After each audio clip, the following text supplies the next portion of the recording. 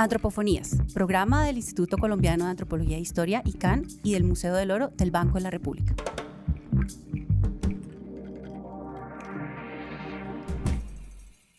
Hola gente, bienvenidos a esta nueva emisión de Antropofonías, programa radial del Instituto Colombiano de Antropología e Historia y del Museo del Oro del Banco de la República. Hoy conversaremos sobre un tema que cada vez toma más importancia tanto en los países del norte global como en sectores urbanos y que se relaciona con el uso del yagé o la ayahuasca, esta planta sagrada originaria del Amazonas. Hola Ana María, ¿sobre qué conversaremos exactamente? Hola Vladimir, hoy conversaremos sobre el uso de esta planta sagrada que desde tiempos prehispánicos y hasta hoy en día en las comunidades indígenas su uso se asocia a momentos de ritual, a momentos de comunicación con sus dioses, con otros mundos, pero que hoy en día también está siendo reinventada y reusada en contextos urbanos. Hablaremos específicamente de la conformación de unas comunidades internacionales de ayahuasca o de yagé, y de un proceso de sincretismo cultural que gana cada día más adeptos. En nuestra sección Identidades en Diálogo, generalmente escuchamos testimonios de personas o profesionales vinculados con el tema del día, lo que nos ayuda a problematizar y a tener un punto de partida para la discusión con las personas invitadas. A continuación, escucharemos el testimonio de Leo Díaz, quien fuera un profesional de la unidad de víctimas y allí vio cómo el yagé era capaz de ayudar en los procesos de sanación en medio de la guerra. La primera vez que tomé yagé fue hace 16 años, mientras trabajaba en la atención a víctimas. Una de las usuarias, una de las víctimas, se ha dicho, era una indígena del Putumayo, Kamsha, una gran mujer. Dentro de las amistades que uno desarrollaba con muchos de estos usuarios a los que muchas veces no se les podía ayudar por las vías del trabajo, con los cuales uno creaba relaciones afectuosas fuertes en algunos casos. Me contó que ella había sufrido desplazamientos y que con cierta frecuencia volvía a su tierra a tomar el remedio para resolver sus problemas espirituales y físicos. Ella tenía más o menos unos 9 hijos, muchas responsabilidades, claramente muchos de ellos eran ya muy adultos. En algún momento quise aproximarme a esa experiencia por el respeto y la devoción que ella demostraba. Entonces viajé al Putumayo en un recorrido de más o menos 19 horas hasta Mocoa por tierra y posteriormente un ascenso al Valle del Sibundoy en lo que es la carretera más peligrosa del país, llamada el Trampolín de la Muerte, una carretera zanjada por hermosos paisajes de montañas, de precipicios gigantescos, una carretera en la que muchas veces no caben dos vehículos en sentido contrario, por lo que hay que devolverse, y la que cobra más vidas al año, lo que le dio una connotación aún mucho más mística a este viaje. Cuando llegamos a Sibundoy, conocí a su padre, a uno de sus hijos, con quienes acudimos donde el taita y tomamos el yagé. Antes de tomarlo, él resolvía preguntas y pude ver que adivinaba algunas cosas que en ese momento solamente yo sabía, por lo que me había contado Concepción. Cuando nos suministró el yagé, muchos de ellos entraron en una pinta profunda en tanto que yo seguía despierto, tomaba fotografías de esa experiencia. El taita me decía que podía ser taita porque el yagé no me dominaba. Después de 3 días de tomar y una limpieza, volví sintiéndome muy bien y sí,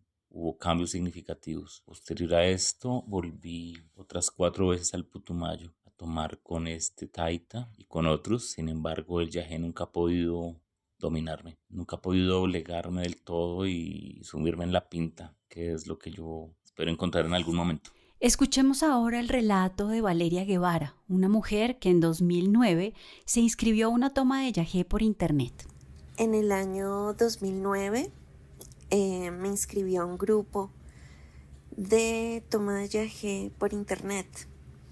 Era un grupo dirigido por un antropólogo que llevaba a las personas al Cerro del Quininí y allí pues tenía casa un taita, o bueno, alquilaban como una cabaña para hacer la toma.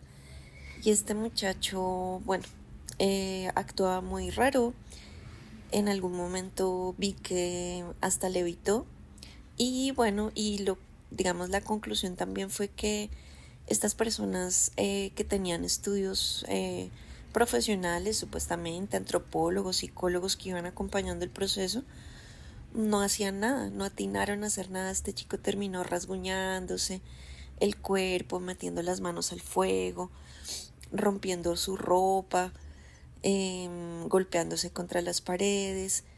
Y estas personas simplemente decían que era parte de la experiencia de cada uno. Y la recomendación sería que si quieren asistir a algún tipo de proceso, indaguen muy bien. En la sección Conversaciones desde la diversidad tenemos el gusto de conversar con una investigadora en temas de neochamanismo que desde hace años ha venido trabajando sobre estas alteridades que curan y que se relacionan con los nuevos usos y funciones sociales del yagé. ¿Quién es nuestra invitada, Ana María? Nuestra invitada de hoy es Alena Caicedo. Ella es antropóloga y la actual directora del Instituto Colombiano de Antropología e Historia, a quien le damos la bienvenida. Alena, muchas gracias por estar aquí, por aceptar esta invitación a Antropofonías. Ana María, Vladimir, gracias a ustedes por la invitación. Muy interesante poder conversar aquí sobre este tema. Alena, para comenzar quisiera que aclaráramos algunas ideas sobre nuestro tema del día y le contáramos a los oyentes qué es el yagé, dónde se ha usado tradicionalmente y qué comunidades lo han tenido dentro de su herencia cultural. Bueno, seguramente ustedes han escuchado hablar del yagé en Colombia, que es más conocido en la cuenca amazónica como ayahuasca, la traducción, digamos, quechua. Y la ayahuasca es una preparación, una decocción vegetal que se ha utilizado históricamente por pueblos y comunidades en la cuenca amazónica. Esa decocción vegetal está hecha básicamente de dos tipos de plantas, aunque pueden tener muchísimos más aditivos.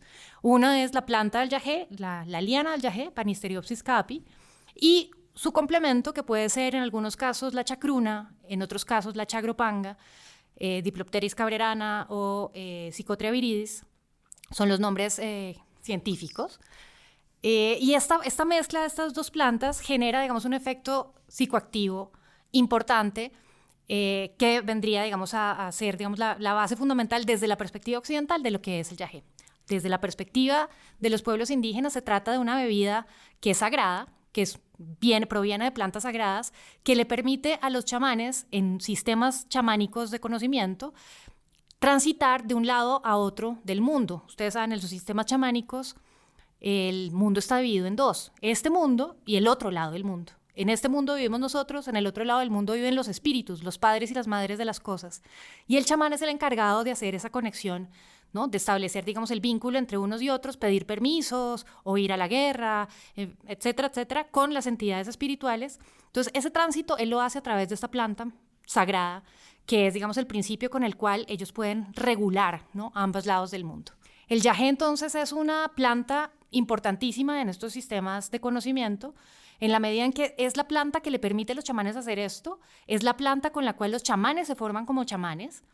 A través de ella aprenden todo lo que tienen que saber sobre el mundo vegetal y sobre su relacionamiento con los padres y las madres de las cosas, pero también es una bebida que tiene funciones terapéuticas, que tiene funciones medicinales. Entonces es también la bebida a través de la cual los chamanes o los taitas, o bueno, hay muchas denominaciones vernáculas dependiendo de las comunidades y las lenguas, pueden buscar, digamos, las causas de la enfermedad y curarla, ¿no? Entonces, el yagé en últimas es esta bebida que tiene una doble función. Por una parte, es una planta sagrada que forma a los especialistas y a los chamanes. Durante años ellos van tomando diferentes tipos de yagé para hacerse como más fuertes y más poderosos y tener más conocimiento de ese otro lado del mundo y ese poder de las plantas. Y por otro lado, es una bebida que sirve para curar ciertas enfermedades, para curar ciertos estados, digamos, de malestar. Podríamos nosotros pensar que es una planta que invita al sincretismo y existen, por ejemplo, iglesias del yagé en el Brasil. Cuéntanos qué es eso y cómo funciona. Este tema del yagé es muy interesante. Hay muchas investigaciones que se han hecho sobre pueblos amazónicos que tienen tradición yagecera, pero son menos las que se han hecho sobre la manera en que esta tradición no solamente se han quedado en las comunidades indígenas, sino que ha trascendido a otras comunidades. Y actualmente uno ve en Colombia, por ejemplo, en regiones como el Caquetá o como el Putumayo, que no solamente las comunidades indígenas que están allí, los sionas, los cofanes, los coreguaje, por ejemplo, son yajeseros, sino que hay una cantidad de gente campesina, colona, ¿no? que en su cotidianidad ha aprendido también a utilizar el yagé y que hacen parte, digamos, de los circuitos del yagé que se han establecido desde antes incluso de la llegada de los españoles. Interesante también ver es lo que está sucediendo actualmente con esta práctica, que es una práctica, digamos, que nosotros asociamos mucho a esos mundos indígenas amazónicos tradicionales, pero que en los últimos 20, 30 años se ha venido conociendo, digamos, en diferentes ciudades. Los taitas, como los conocemos aquí en Colombia, salieron, digamos, del Putumayo y están en muchas ciudades y en muchos sitios uno encuentra, digamos, oferta de tomas de yagé o de ayahuasca, con ahora otros psicoactivos también, que uno encuentra una oferta, por ejemplo, no sé, de psilocibina o de peyote, en fin, hay todo un mundo gigante de lo que se llama ahora como boom psicodélico que empezó a darse a nivel global hace unos 10 años. Y ahí está pues inscrita también la ayahuasca, de una manera particular, ¿no? Eso yo creo que es un campo enorme del que conocemos poquito aún. Pero hablando de esos nuevos contextos donde se está consumiendo esta planta sagrada, en un momento, en una historia, en un lugar particular, tenemos muy claro para qué se usaba. Ahora ellos cómo la están utilizando y cómo se está vendiendo esta experiencia, supongo yo, del consumo de plantas alucinógenas. Bueno, esa es una pregunta que yo creo que es la clave para poder entender también qué es lo que está pasando actualmente a nivel global con todo lo que tiene que ver con la activación psicoactiva. Y es el hecho de que, obviamente, al salir, digamos, de su entorno y su contexto originario, el uso de la planta empieza a ser resignificado. Y empieza a ser resignificado de muchas formas. Es decir, si tú te vas allí a San Victorino, desde hace mucho tiempo encuentras que puedes encontrar, digamos, chamanes o puedes encontrar yerbateros o gente conocedora botánica, en muchos casos formada por gente indígena del Putumayo que conoce bien el yagé, que pueden venderte yagé ahí. Es decir, hace poco lo hacían.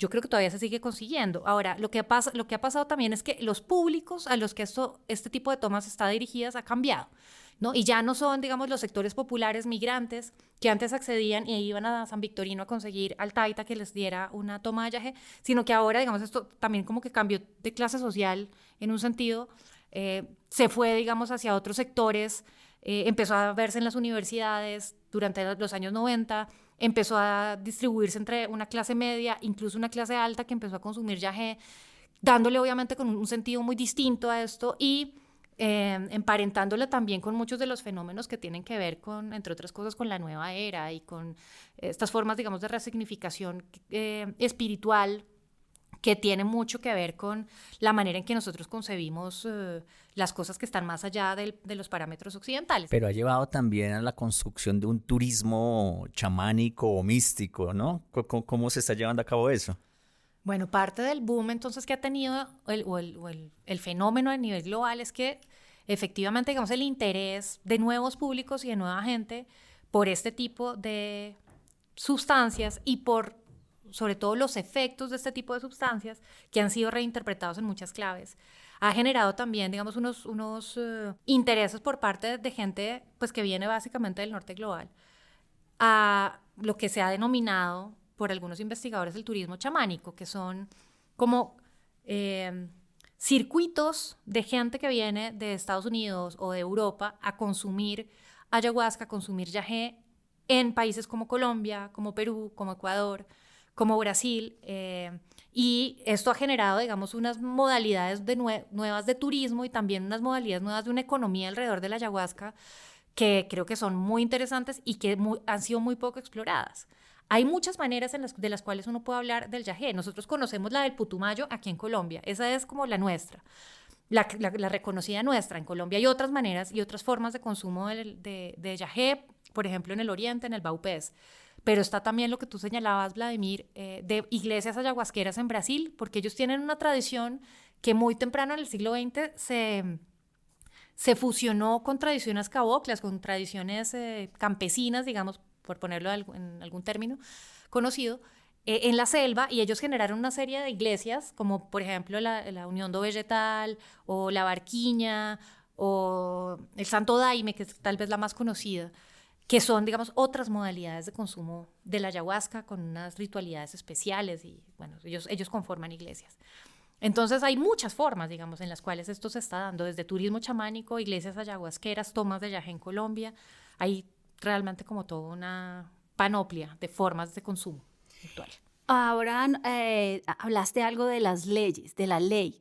¿Hay algún tipo de ley que regule la producción, la venta y el consumo de la ayahuasca, o eso todavía no está legalizado? O sea, está normatizado. Súper normatizado. En Colombia, como tal, no está tan normatizado porque gracias a la Constitución colombiana y al reconocimiento multicultural del Estado colombiano, este tipo de prácticas que están asociadas a tradiciones indígenas, digamos, gozan de cierto blindaje por ser parte justamente de sistemas de conocimiento y sistemas médicos propios de estas comunidades. Entonces aquí no hay tanto problema. Por fuera de Colombia, en otros países hay regulaciones fuertes. ¿En qué consisten esas regulaciones? Fundamentalmente en que internacionalmente la Junta en este momento, la JIFE, la Junta Internacional de Regulación de Sustancias Peligrosas o algo así, que son los que determinan qué sustancias deben ser controladas o no, incluye el DMT como una sustancia controlada. En esa misma lista está la hoja de coca como si fuera un psicoactivo, que esas son como las paradojas del mundo legal. El DMT, que es un compuesto de la liana del yagé, que tiene, digamos, unos efectos en el sistema nervioso central. Y por ello, digamos, es una sustancia controlada. Ahora, el DMT no está naturalmente, está naturalmente en la naturaleza dentro de las lianas de yagé, pero si uno se toma una infusión de bejuco de yagé no le pasa absolutamente nada porque necesitas la planta complementaria para que haya un inhibidor de determinada molécula que es la que produce los efectos reales del yagé. ¿Qué son los efectos reales del yagé? Primero, el asunto de la purga, que es una limpieza, digamos, corporal, y por eso a la gente le da vómito, le da diarrea, y bueno, todas estas cuestiones que son parte de una limpieza. Y en un segundo momento, digamos, la parte de lo visionario, que son las pintas, o el acceso, digamos, a la visión, ¿no? Que es como también lo que se busca. Bueno, pero aquí estamos hablando de un fenómeno que ha trascendido y tú mencionas que estamos frente a una globalización del yagé. Hay unas conferencias, hay unas organizaciones internacionales del yagé. Háblanos un poco de eso, es decir, ¿en qué contexto se da estas conferencias? ¿Están organizados? ¿Es una comunidad imaginada, como tú dices? Hay mucha gente, digamos, y cada vez yo creo que hay más gente interesada en el consumo de la ayahuasca a nivel global.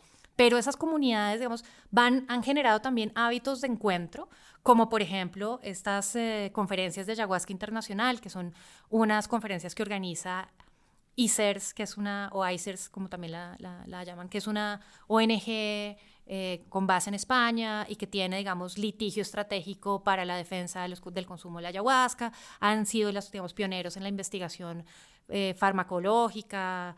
En fin, tienen, digamos, muchas líneas de trabajo. Y así como ellos está también, por ejemplo, Chacruna, que es otra ONG que tiene su base en Estados Unidos. Ellos tienen también unas redes, digamos, de investigadores y de activismo, digamos, que va promoviendo, digamos, el uso responsable de estas plantas, las conexiones que hay que tener y las claridades que hay que tener frente a los riesgos que implica consumir este tipo de psicoactivos, no tanto porque el psicoactivo sea peligroso, todo lo contrario, sino porque hay ciertas condiciones que hay que garantizar para que esto se dé, ¿no? Y para que no vaya a ser, digamos, malinterpretado ni tampoco vaya a afectar a las personas si se consume de mala manera, ¿no? No es una cosa que no es una cosa recreativa, ¿sí? Y ellos han, digamos, generado comunidades a nivel internacional muy fuertes, que hoy en día, digamos, tienen un activismo muy propositivo también en términos de regulaciones o aperturas a las regulaciones y a las normatividades internacionales. Han posibilitado, entre otras cosas, que se pueda conseguir financiación para investigación, que eso hace 10 años era absolutamente imposible porque no encontrabas un solo peso que alguien quisiera invertir en investigación sobre estos temas. De alguna manera yo entiendo que todo este fenómeno pues es muy de la actualidad, es global, pero si tratamos de verlo desde el punto de vista de las comunidades indígenas, ¿cómo justifican que su planta sagrada, que siempre de alguna manera se ha visto que debe usarse en unos contextos particulares, o por lo menos así lo creemos algunos, pueden salir de esos contextos y usarse de unas maneras tan diversas? Pues como con todo, hay de todas las posiciones que tú te puedas imaginar. Hay comunidades muy cerradas que restringen y que intentan, digamos, proteger la cosa y mantener, digamos, la autonomía y la autoridad frente al uso del yagé, y hay otras que han sido mucho más abiertas y han involucrado, digamos, a estos nuevos consumidores en dinámicas de turismo, por ejemplo, o en dinámicas de apertura, digamos, de ofertas terapéuticas de medicina tradicional como un mecanismo también económico, ¿no? En muchos casos, con todo tipo también de efectos. Es decir, hay cosas muy positivas y hay cosas también muy negativas. Esto pues no es ni malo ni bueno, como todo lo que implica el yagé tiene ambas cosas, lo bueno y lo malo. Eso es principio de la ayahuasca en todas sus dimensiones. Ayuda a generar cosas buenas y ayuda a generar cosas malas. Por eso hay que tenerlo controlado, dicen los chamanes o dicen los taitas. Muchas comunidades, uno ve muchas comunidades, por ejemplo aquí en Colombia, muchas comunidades en el Putumayo se abrieron mucho, digamos, en determinado periodo, hace unos 10 años, unos 15 años, se abrieron a que empezaran a entrar turistas y empezaran a hacer ceremonias de yagé y la gente empezara a consumir yagé, y esta oferta, digamos, terapéutica de medicina tradicional, pues significó que muchos taitas pudieran, digamos, enriquecerse, si se quiere, o ganar dinero, y otros no tanto. Entonces, pues a los que se enriquecieron les pareció maravilloso y siguieron su negocio, y hay otros que no tanto, y entonces empezaron también un poco a advertir sobre los riesgos que tenía ese proceso, digamos, de mercantilización del yagé. Ha pasado de todo. En otros países como en Perú, esto se convirtió en una meca turística increíble. Es decir, llega gente, y hoy ustedes van a una ciudad como Iquitos y hay cientos de spa, ¿no?, generados no solamente por gente de ahí de la misma ciudad, sino por indígenas de la misma región, o por gente extranjeros que hicieron todos sus propios spas. Es decir, hay una oferta multicultural, si se quiere, de spas de medicina tradicional para ofertar tomas de yagé.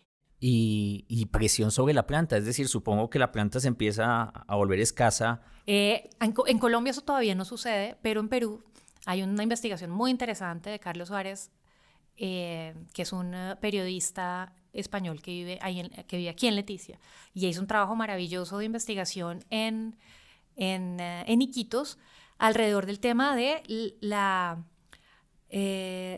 consecución de la planta, no tanto del yagé, de la liana, como de la chacruna, ¿no?, que también es su complemento. Entonces, tanto el yagé como la chacruna empezaron a ser súper explotados, y entonces a los alrededores de Iquitos, él va viendo y va descubriendo cómo cada vez hay menos bejucos, cada vez hay que ir más lejos, cada vez la gente coge el bejuco más delgadito y más biche, y entonces no tiene los mismos efectos. Es decir, estamos hablando de alguna forma de un tipo de extractivismo psicoactivo, o no sé cómo decirlo, como un extractivismo de última generación del siglo XXI, que tiene que ver con todo este movimiento alrededor del neochamanismo y del turismo chamánico, que va generando una presión también sobre la selva. ¿Qué ha pasado con respecto a eso? Es decir, se ha dado eso, y también se empiezan a dar entonces respuestas a ese fenómeno, como por ejemplo que empieza a haber plantaciones, ¿no?, de yagé, cultivos masivos de yagé, monocultivo de yagé en determinadas zonas. Incluso hay un caso muy sonado, es decir, de monocultivo de yagé en Hawái, muy conocido. Se llevaron hasta Hawái entonces las lianas para poder hacer un monocultivo y tener de dónde ir sacando. Entonces, digamos, en el ámbito ya, si se quiere, de la ecología política, pues esto sí viene teniendo unos impresionantes efectos que pues hay que tener en consideración, ¿no? Porque uno a veces piensa que el yagé es como conexión espiritual y demás, y va a ver y tiene sus efectos ecológicos también. ¿Es eficaz? ¿Es eficaz como cura en las prácticas neochamánicas? Me pregunto yo. Es decir, normalmente si se ha posicionado en una comunidad tradicional, pues seguramente es porque tiene su eficacia simbólica, pero en estos círculos internacionales se cura el yagé, porque supongo que no es solamente la planta, o sea, hay una cantidad de factores culturales que deben hacer que funcione o no funcione. Claro, pero como bien lo decía Levi-Strauss, la eficacia simbólica depende de lo que tú creas que es la enfermedad y de lo que tú creas que es lo que te cura la enfermedad. Entonces, en muchos casos, digamos, la eficacia puede decir, no es la misma que como funciona, digamos, originalmente en comunidades indígenas yajeseras, seguramente es muy diferente. Pero pues aquí también tiene sus mecanismos de reelaboración sobre lo que, por ejemplo, sobre lo que implica para los occidentales que llegan en búsqueda espiritual a la mitad del Amazonas a tomar yagé porque piensan que con eso van a obtener un bienestar y una conexión con el cosmos o algo así por el estilo. Esas concepciones y esas ideas, pues es posible que a través de la experiencia con ese yagé puedan resultar positivas o puede que no, es decir, pasa todo el tiempo, ¿no? Es lo mismo que quienes se van, no sé, al río Ganges. Sí, por ejemplo. Malena, muchas gracias por habernos acompañado en este capítulo de Antropofonías, el programa del Instituto Colombiano de Antropología e Historia y del Museo del Oro del Banco de la República. A ustedes muchas gracias y qué rico poder conversar sobre estos temas. En la conducción les acompañamos Ana María González del Museo del Oro y Vladimir Montaña del Instituto Colombiano de Antropología e Historia. Diseño sonoro y masterización, Daniel Morales. Mezcla y sonido directo, Nicolás Robero. Postproducción, Natalie Marín. Redes, Silvia Aragón. Diseño audiovisual, Fabián Bonilla. Edición, Vladimir Montaña. No se pierdan dentro de 8 días otro capítulo de Antropofonías. Si quieren escuchar todos los episodios, síganos en Spotify. Nos encuentran como Antropofonías. Hasta la próxima.